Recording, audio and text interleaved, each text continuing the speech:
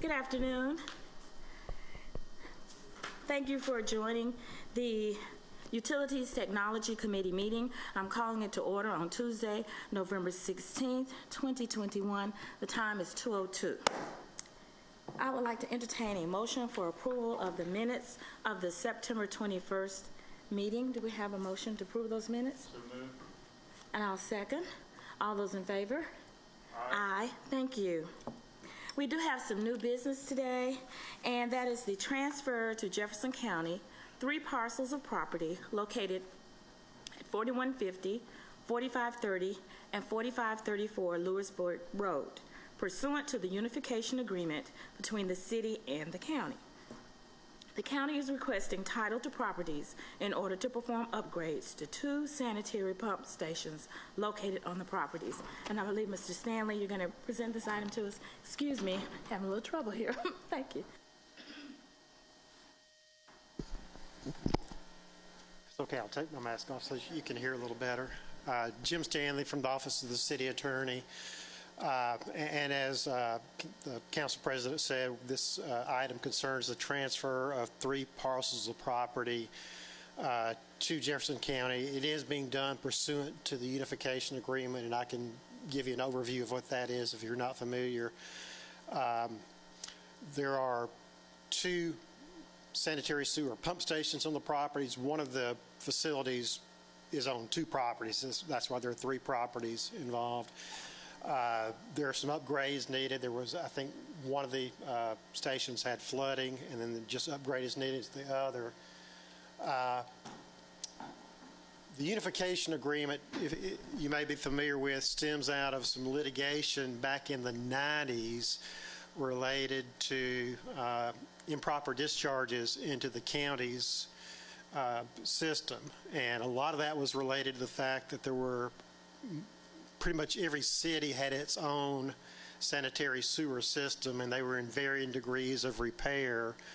But the county was responsible for the permit. So there was litigation related to those that it violated the Clean Water Act. A consent decree was entered to resolve that.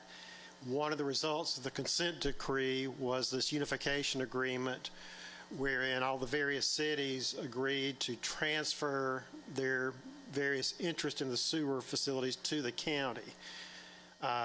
One thing that agreement did not do very well was really give a mechanism of how those transfers were to occur. It said they're conveyed, but it didn't really say how. And so what we've done on, I think, a series of one-off type of transactions, when the issues come up, we've worked with the county to effect conveyances, and that's what we're doing here. We're giving quick claim deeds to those 3 properties. We had our real estate manager for the city looked into them and determined that these are surplus properties. The city's only reason to own them was for those original sewer facilities. There was really no other reason to do that, so they saw no objection for us to make the transfers. And I do have representatives from the county here if you want to ask them questions about, more detail about the upgrades. And I'll be glad to answer questions you might have. Thank you. Councilors, do you have any questions? Dr. O'Quinn? So one of these parcels, at least, is right in the I-22 corridor, like right in the middle of it. So how does that work? You're saying the I-22 cuts across the parcel? Right. Yeah. So I think there are long-term plans to have some connectivity between I-22 and Highway 31, and so this kind of cuts across the middle of that. I mean, it might be my grandchildren might have children before that happens, but I'm just wondering how all that plays in, and it's connected. Well, if there were some more of this property that were needed, the state would now have to deal with the county on that. But they're also, I think, going to have to address the sewer issues, which are under a federal consent decree. And I think that would be a workaround they're going to have to reach. Yeah. Once we transfer them, that becomes the county's concern and not ours. So I guess the more important and relevant question is that, are there flooding issues in the surrounding community that, this is going to help to address? This is not really to address the flooding. I think the flooding issues have impacted the operation of the pumping stations. Again, these are sanitary sewer pumps. And obviously, if they're not working, then the sewage is not properly pumped, and that creates its own set of health concerns.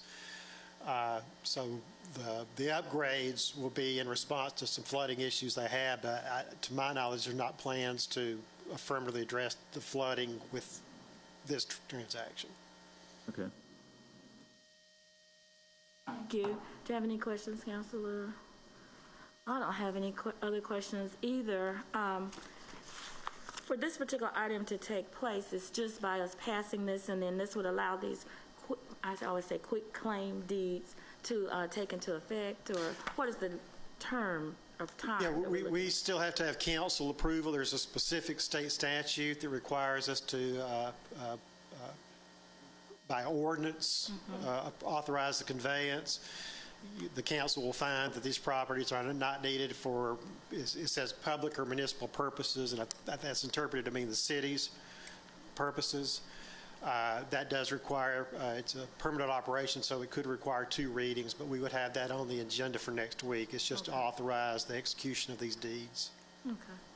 Thank you. Dr. Quinn. One additional question, and you may have mentioned this already while I was looking over them out, but can you just give me in a nutshell what the unification agreement is? Because I don't think that I've heard about that before. Yeah, and I provided a copy in your packet. The unification agreement, again, came out of the consent decree from that litigation in the 90s. Because all the different cities had different sewer systems that were causing problems, they could have gone in and worked with the county on each individual system, but that would have been taking a long time, been very costly, time-consuming, possibly cost-prohibitive for some of the smaller cities. So the solution was to unify, there you get the unification, unify the sewer system under the county's control. Okay. And the agreement, purports to convey all the facilities to the county. The concern there is it doesn't identify what those are. I think for real estate purposes, that would not be considered a good conveyance. Right. And so we're coming back and conveying properties, as we come across them. There's some additional properties that will be forthcoming. Okay. But the idea for the unification agreement was to put the county in charge and give them control of all the different sewer systems within the county. What year did that happen? The lawsuits were from the 93, 94, so it was shortly after that. The unification was 1998. 98 was the actual unification agreement. Possibly one of the worst things that happened to this county. It, just as an aside, it eventually led to the bond issues, which I think we all know about that. I know that story. Thank you, and I do see that is attached, and gives us a lot more information and detail on this. Thank you very much. Any other questions, councilors? So do we have a motion as regard to this new business? Motion to approve. Second. All those in favor say aye. Aye. Aye. Thank you very much. Thank you That all. item passes. Thank you for bringing Thanks us so that much. information. Thank you. At this time, we'll entertain old business, and we get status of any ongoing projects and updates. And I do know we have a representative here from the Waterworks Board. So thank you. Go ahead and, hi Rick, how are you? Introduce yourself and tell us what's going on. Sure. Thank you. All right, good afternoon, councilors. Just wanted to make mention that last Wednesday we had our public hearing where we presented the 2022 preliminary proposed budgets for the Waterworks going forward. The board is planned to vote on this budget on tomorrow. This budget will include a 3.9% rate increase. Now, a little bit about the rate increase. Last year, as you know, we did not have a rate increase because of COVID. And this 3.9%, the difference with this time is that we have what we call a lifeline rate. That lifeline rate is those customers who use between 0 and 3 cubic feet of water, which is typically our low-end usage customers, our senior citizens. Those are low income. They will actually see a decrease in their base water charge, so they won't see an increase. It's about 65,000 customers. About 39% of our customer base won't see an increase in their base service charge. So you're looking at the average customer, we say will use about 6 cubic feet of water. That's a household of about 4 or 5 people. You'll see an increase of a little less than $1.50 per month on your bill. The board in this budget also will include a $30 million investment into our pipe replacement project. As you know, a lot of areas in Birmingham have very aged pipes, some of them 100 years plus old.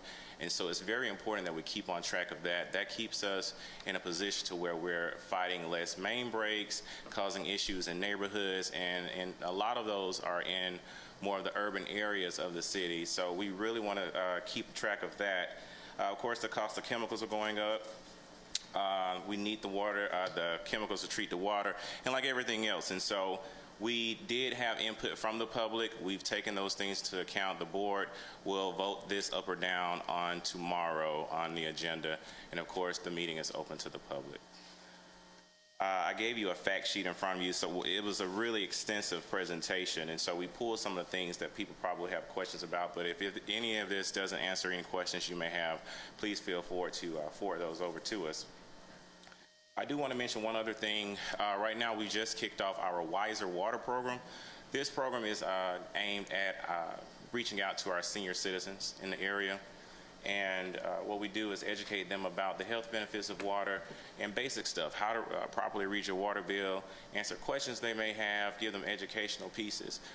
We ask that we can get your assistance in any area where you know that your seniors are meeting. We're going to senior centers on Fridays or whenever day. We just want to collaborate, bring them some water, bring them some Waterworks giveaways, and talk to them about things that deal with our utilities. So that's going on right now. If you have any avenues to where you have seniors in your district that are meeting or any neighborhood meetings, we'd be glad to just tag along to any of those. That's all I have. Thank you so much for bringing us this information, Rick Jackson. And so, do we have any questions? I know we do. I'll start with you, Mr. Williams. Yeah, can I, Rick, can I have you please bring something back to the board tomorrow if you're going to be at that meeting? And that is, please continue what you guys are doing in the pipeline main replacement program. Y'all resurfacing as well as doing the concrete curb work has been very successful.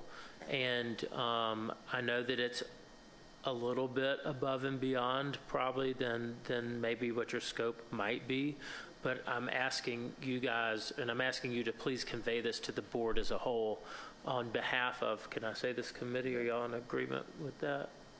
Yeah. Okay. On behalf of this committee and probably on behalf of the city council, please continue resurfacing the entire width of the street as well as doing the concrete curb and gutter work that you guys are doing currently with the main replacement program.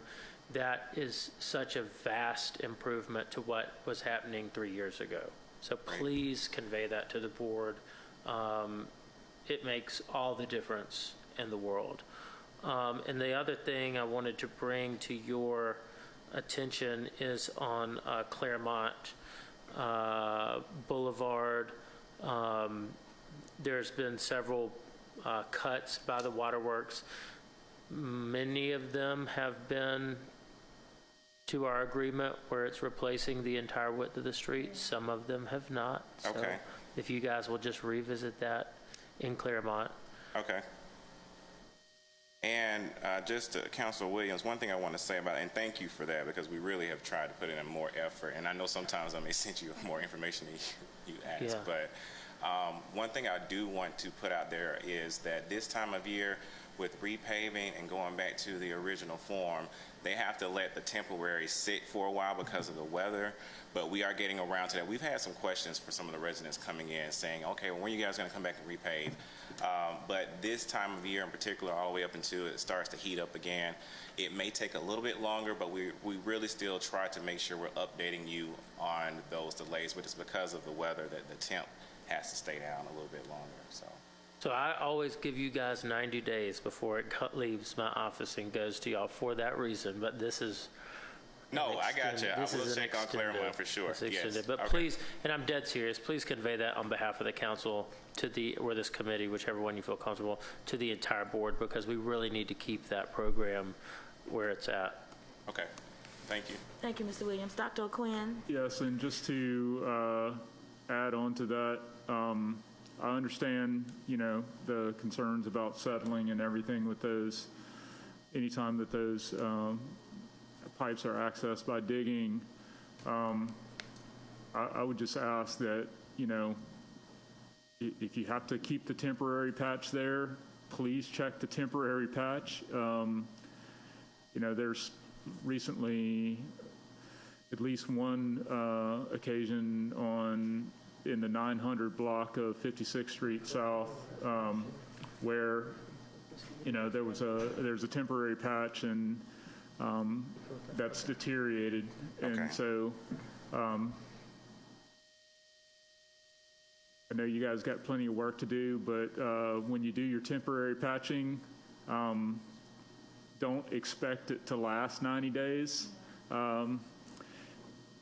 So that's all I got to say on that. But I did want to ask, with the signing of the infrastructure bill yesterday by the president, is the Birmingham Waterworks putting together a team to apply for some of those infrastructure dollars to do, main replacements and other work that needs to occur throughout the system?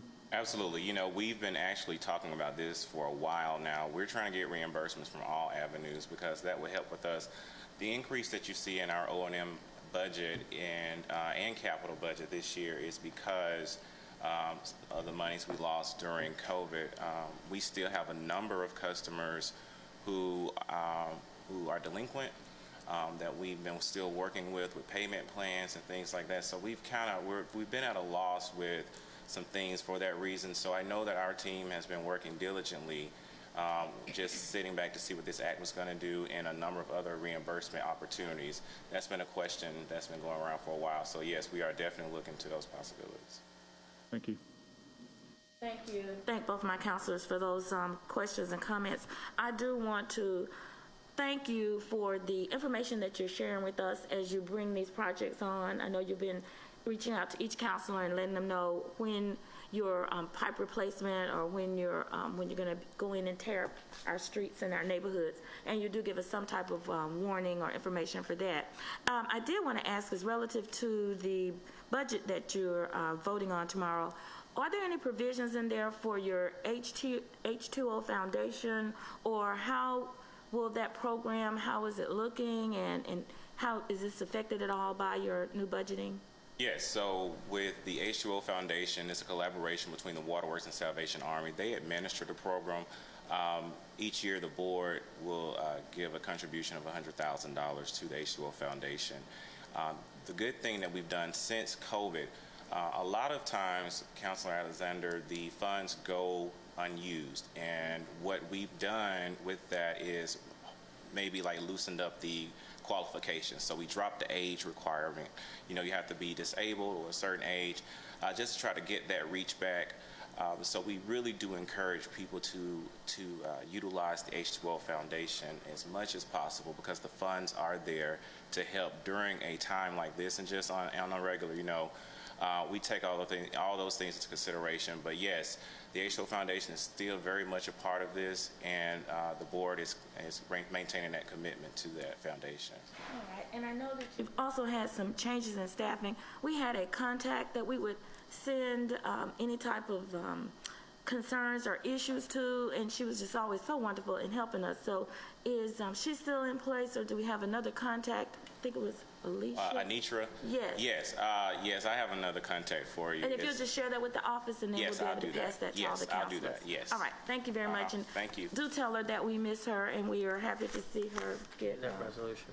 thing, and then I'm gonna let you go ahead and do that. Yeah, Yes. and then one thing, Rick, we also want you to take back to the board is, quite consistently over the past 4 years, I think that every council office has gotten issue. You'll have a constituent that will call about a meter reading that is inaccurate, and I believe we're one of the largest systems in the United States that does not utilize cellular or automatic meter reading. We're not trying to tell the board what to do. The board is the board, and they were put there to be the board. But we would like to, and I would like to make a motion that we have a resolution that we request that the board does some due diligence on, I don't know, the terminology is automatic or cellular-based meter reading. I think that there's an opportunity there to do so without any job loss. I think that there's an opportunity there to do so where we make sure that our citizens and the ratepayers, who are the same group, end up getting accurately billed. And with technology is what it is, and every other utility that is connected to the residential structures in the city of Birmingham is able to do it. I have full faith that the Birmingham Waterworks will be able to do it. So, this budget actually, Councilor Williams, will include, we're doing a study this next year about automated bill meter reading. So that's something that they've been talking about for quite some time, and we're going to take the first steps to see how to approach that with this new budget. Go to Washington, get the money, and get it done. All right. Very good. Thank you. You're welcome. Thank you I very much. support that. So, yeah, if you make the motion. Yeah. I second. Yeah. All So, right, go ahead. Make your motion. Yeah, motion to recommend that the Birmingham Waterworks Board moves to automatic meter reading from the Birmingham City Council Utilities Committee. We have a second. All those in favor say aye. Aye. Motion approved. So we are making that recommendation. Thank you very much. All Thank right, you. Thank Thank you. you. Thank you, Mr. Jackson. I don't know if we have anyone else in the audience want to bring us an update. Thank you. How are you today? Doing good. See T-Mobile. Thought it was fine. Go ahead and. All right. So I'm Tim Storr from T-Mobile, and this is Kurt Weaver. I think before you all have met Mike Wood, who was our teammate. Okay. I'm the senior manager for Tennessee, Alabama, Mississippi, Arkansas for T-Mobile, and Kurt is one of my new government account executives, and he's serving Northern Alabama and Birmingham. So Mike has transitioned to Southern Alabama. So a couple of updates for y'all, and thank you for having us here today. Thank We you. appreciate it. Wanted to let you know, continued dedication to residents. Can you hear me? Is that better? Thank Okay. you. No problem. No problem. And that mic is right there next to you. Sorry. Better? Okay.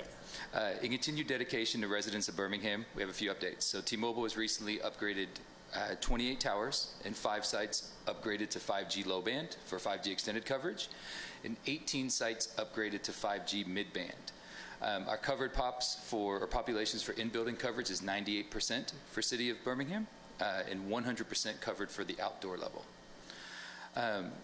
Also, in our investing in communities and people to build wireless networks, we've recently launched a 5-year equity and action plan. So just a little high-level overview of that. So it really focuses on 3 areas. Diversity, equity, and inclusion is very important to T-Mobile. And the first area is talent. We'll recruit, retain, develop the best team in the history of our industry while increasing diversity and leadership at every level. Second is our culture. Where others see numbers, we see people, and culture is proof. We focus on providing employees with tools to build inclusive habits and behaviors as part of their day-to-day lives. And by putting inclusion at the core of our culture, employees will be inspired to build equitable products and services for our customers. And last is our brand. We remain steadfast in advocating for underrepresented communities by doing our part to eradicate the homework gap and giving everyone access to cutting-edge 5G technology through programs such as our Project 10 Million and our Connecting Heroes. In addition to that, we've also made some progress in our Next Tech Diversity program to provide career training and placement for thousands of underrepresented candidates to take on roles as 5G network technicians, in our Lead Magenta Next Development program to create more opportunities for previously untapped talent to strengthen our recruiting pipeline. So just a few things that we're doing, and wanted to share that with you all today. So. Well, thank you very much. Do you all have any questions? We're happy to see you here today. And Councilor Williams said, are they T-Mobile? And I didn't have my glasses adjusted.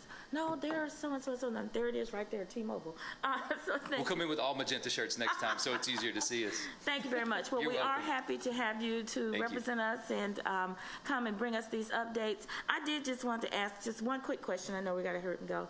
But how did the pandemic, as far as your service centers for customers, is that primarily a lot of those closed, or are you having any how are we doing that in Birmingham as far as those service centers for Yes. customers? So I kind of speak in general to that. I mean, we serve public sector, so I'm not as familiar, but from what I do understand is that most of our employees, as far as network technicians and so forth, have been working remote. Just since October 25th was our final return to office date, so all office employees have been vaccinated. So it's one thing that was important to make sure that to make everyone feel safe and comfortable in the working environment and a cohesive environment that everyone needed to be vaccinated. So that has taken place as well. In addition to that, any of the retail stores where there has been an outbreak with COVID, those have closed for, I believe it was either 10 to 14 days. I'm not 100% sure because it's not my space, but they have closed for additional cleanings and so forth in abundance of precaution, right? Because we don't want to put any of our customers at risk. Okay, and thank you. And I am happy to see the equity and diversity plans, because we know that the pandemic did affect families as far as broadband or just connectivity in itself. And so getting those into the right places is very important to us when it comes to our children when they were working remote and things like that. So thank you. And we work very closely with Jay Bradford at Birmingham City Schools, and they have thousands and thousands of T-Mobile hotspots in the hands of the kids that need it the most. We appreciate that very much. Absolutely.